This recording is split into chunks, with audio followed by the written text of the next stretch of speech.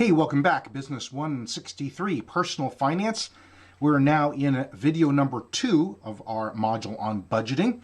And in this particular video, we're looking at the topic of budgeting and spending. And so before we even get into introducing you to some of the methods that we're going to suggest to you to consider, let's just talk very briefly about the interconnection of budgeting and spending. All right, so of course, one of the things that we're talking about is creating a plan. And there's really two ways to approach planning a budget. And as you can see here, the idea here is on path 1, you could start your budgeting process by saying, okay, first of all, let me figure out what historically I've been spending my money on. And then I can identify where I need to adjust or change or improve. And that has some real merit to it. It has some real value to approaching it saying, okay, this way I can kind of see where my spending has been and learn where I need to adjust. Now, there is another way to approach it. You can see there in the second bullet point, path number 2, you could simply start from scratch and you could say, okay, no matter where I've been spending my money in the past, I need to clean some stuff up. So let's just start with a plan. Most of the budgeting methods, as you might guess, most of the methods we're going to introduce to you in this module, I'll start with step number 1, which is what's your monthly income, your after-tax take-home income. And then from there, you start planning. And so it's a second viable, absolutely viable way to approach this topic of budgeting, this process, by saying, no matter what I've been spending in the past, I'm going to start from scratch and start with my income and then start assigning where I want that income to go. So which method, which path is the correct path to approach budgeting? The answer is there isn't one best path. Each of these approaches has its pros and cons. It will depend a great deal upon your past history, your age, where you are in life, what you've been doing well, what you would like to improve on. All those things will have some impact on whether or not choosing path 1 of examining your spending history or path 2, creating your budget apart from where you've been spending your money historically, will influence which one of those might be the best for you. Now, whichever path that you take, we will simply give you one hot tip. Most people, no matter where you're at, if you're in the United States, most people spend more money on food than they intend.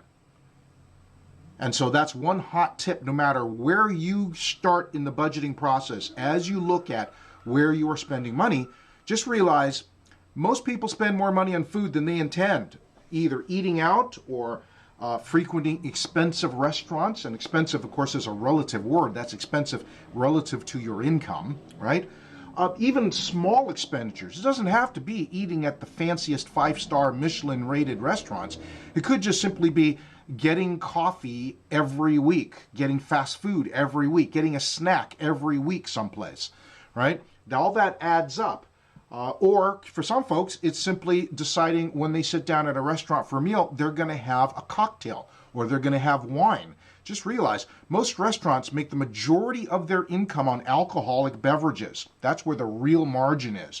And so if you are drinking a lot of alcohol, I'm not saying anything about, some of the other consequences of drinking a lot of alcohol when you're out at a restaurant. Just simply from a financial perspective, that's one way many people end up spending a lot more money than they thought, a lot more money than they intended with regards to food. Now, even as I say that, I need to acknowledge one of the hard parts in dealing with psychological impact of food in our lives is that there's an awful lot of behavioral elements in our psychology that is connected and associated with food. We get, for instance, a sense of community when we spend time with the people we have meals with, whether that's friends or family or others, right? Many times a first date will take place over food, over some kind, having coffee, having lunch, having dinner, right? And so there's a great deal of social aspect to food that becomes part of this aspect of spending more money on food than perhaps we intend. There is a comfort element in our psychology. We have a psychological attraction to specific foods, perhaps deeply rooted in our past. Those are our go-to comfort foods. They make us feel better when we're anxious, when we're depressed, right? Many times the eating is a way to cope with stress, right? As you see there in the third bullet point. What are some other things we can associate with food?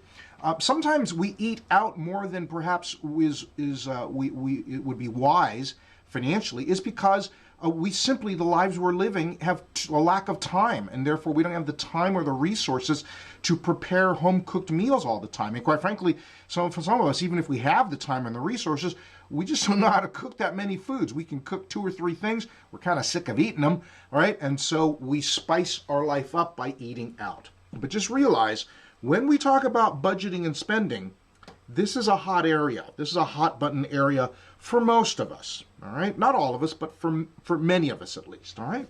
So, as we then get prepared to dive into these budgeting methods, one thing I will tell you, no matter which method or tool you use of the methods and tools that we're going to provide for you, it helps enormously to set goals, to set and establish financial goals and write them down. Now remember, we had that video in that previous module, module 2 on behavioral finance, right? The power of goals versus the power of habits. But I want you to be very, very clear.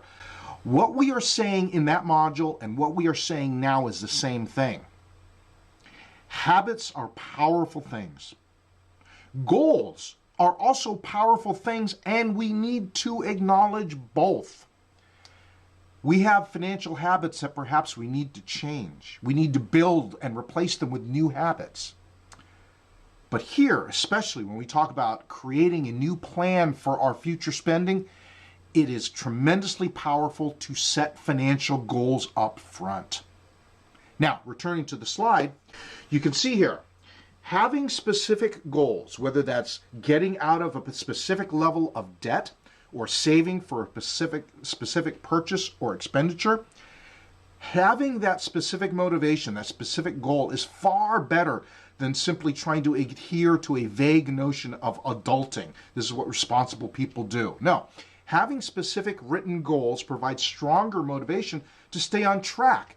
And if it helps your perspective, think of goals as helping you to say no to those attractive options that will tempt you, because you're not just saying no to yourself, you're actually saying yes to yourself to a goal that is something more concrete than simply saying, oh no, I want to be responsible, I'm not going to say no to that. No, what you're doing is, I'm saying yes to that future goal. I'm saying yes to getting out of debt. I'm saying yes to saving for that vacation. I want way more than that ice cream cone in the moment right now, or whatever that particular option might be.